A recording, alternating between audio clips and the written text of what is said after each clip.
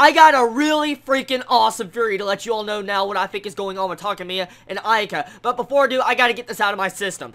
That leak scene. Takamiya almost lost his virginity to a leak. My god.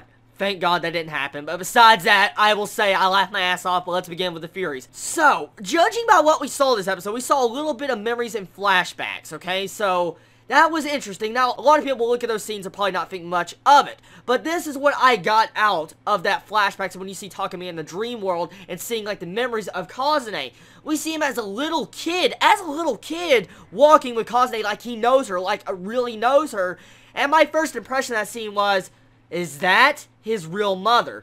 This is just a theory. I don't know nothing, but this is me putting pieces together. We find out who probably erased Takamiya's memory this episode. We find out who erased his memory, erased Ayaka's memory, and probably erased Takamiya's mother. So, let's get into the facts. Now, let me talk about the different theories of what I think is most likely going on. So, Mikage-sensei is pretty much the person that has erased everybody's memory. Now, Kazane knows everything. She seems to remember everything. And so, we see some form of memories in the dream world that, like, shows Takamiya interacting with her at a young age, and when we see Ayaka interacting with her mother at a kind of an older age, like probably time has passed since Takamiya was talking to Kazane. So, we get a major time gap right there, and there's a lot of memory that's lost. It seems that Ayaka knows who he is, but doesn't know exactly what kind of person he is. And let me also talk about this too. The beginning part, when we get to see Takamiya's mother in the classroom getting bullied and stuff, at first thoughts, I don't know if it's because the character designs or not, but for some reason, Ayaka looks a lot like Takamiya's mother. I mean, look at the characters, look at the facial structure.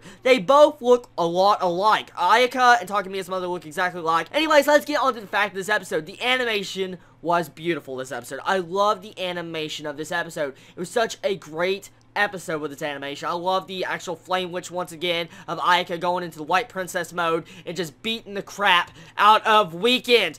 Now, really, I'm loving this arc. I'm really loving this arc of Takamiya and Weekend. It's just a really interesting title to this arc, and I feel like it's a really good way to conclude the first season of Witchcraft Works. Next episode is the last episode of Witchcraft Works. So, I'm upset about this. I really am. I love this series. You know how much I love the series. It's definitely my top 5 of the season, and I have enjoyed everything about it. I do love the CGI. I love the music. I love almost everything about this series. I feel like it has a lot of potential to be a really good series, but I think it's not going to really get out all this potential in just one series. If it wants to probably, I guess, progress its story and characters, it probably needs to make a season 2, because I highly doubt one season can explain this story well enough to make it really entertaining. Because, I mean, we got one episode left, and we're probably going to finish the arc with Weekend. And so we have the entire mysteries of, you know, who the White Princess is, and what's the type of connection between Ayaka and the White Princess. So we have a lot of connections right there. We really don't know the entire backstory of Kazane and Takamiya's mother. So, a lot of questions are still left in this series.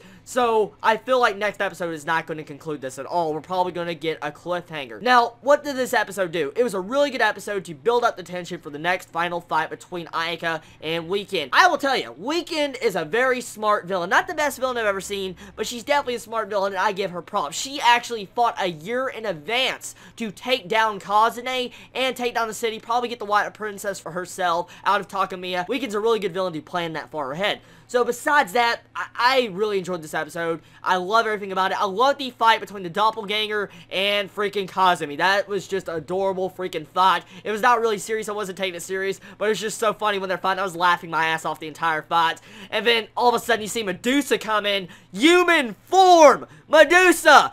Human form!